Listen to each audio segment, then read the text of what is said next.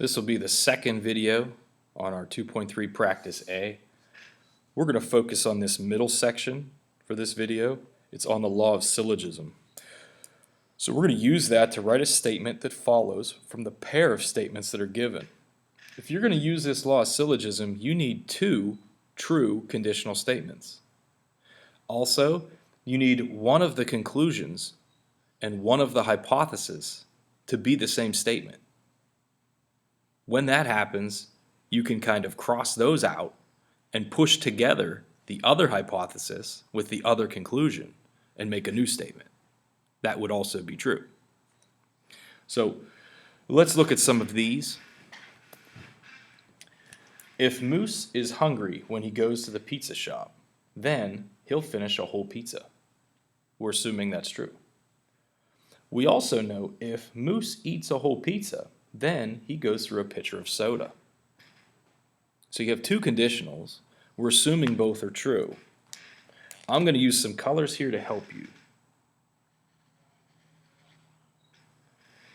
That's the hypothesis of the first one. That's the conclusion of the first one. Now, notice how the hypothesis of the second one is also talking about Moose eating a pizza. That's why they're the same color.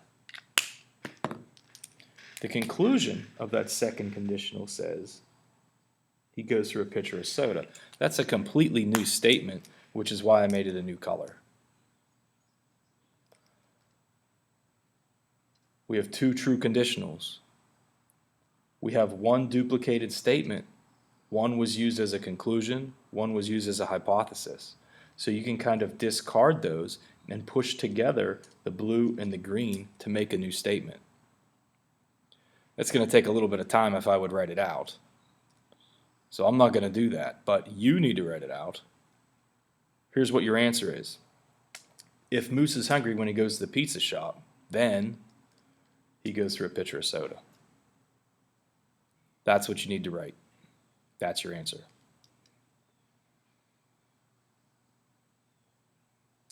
Number 8, if you mail the payment by noon, then it will arrive by tomorrow. If your payment arrives by tomorrow, then you won't be charged a late fee. Hopefully this one makes a little more sense now, after the Moose example. Hypothesis. Conclusion. It will arrive by tomorrow is the conclusion. Now, notice how that's also the hypothesis of the second statement. That's really important because if you don't have that, then you can't use this law of syllogism. You won't be charged a late fee. That's a new statement. You have two true conditionals. You have one statement as a conclusion, the same statement as a hypothesis in the other conditional. Pretend those aren't there, cross them out, push together the blue and the green. So your answer is this. If you mail the payment by noon, then you won't be charged a late fee.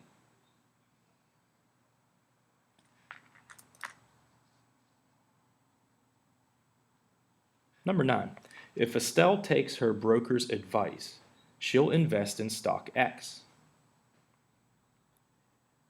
If Estelle invests in stock X, she'll earn 50% on her investment by next year. Use your colors. Hypothesis. Conclusion. She'll invest in stock X. Notice how Estelle investing in stock X, that's also the hypothesis of that other statement.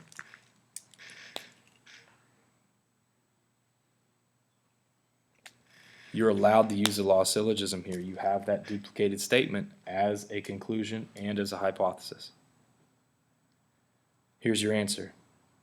If Estelle takes her broker's advice, then she'll earn 50% on her investment by next year. Number 10. If a triangle has two angles of 60 degrees, then the triangle is equiangular. If a triangle is equiangular, then it is also equilateral.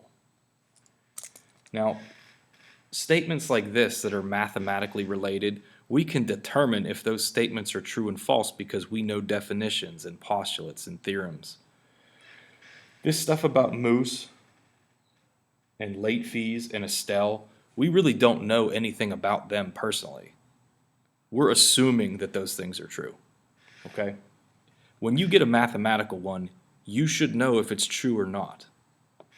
Both of these conditionals are true.